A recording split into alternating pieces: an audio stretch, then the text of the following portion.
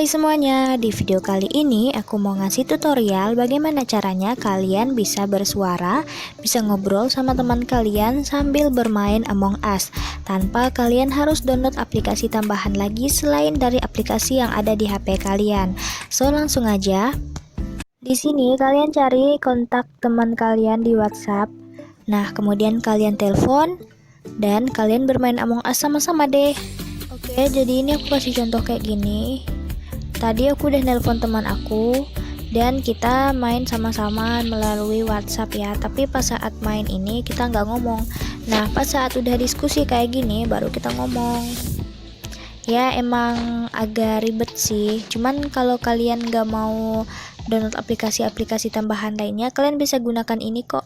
Semoga bermanfaat. Bye bye.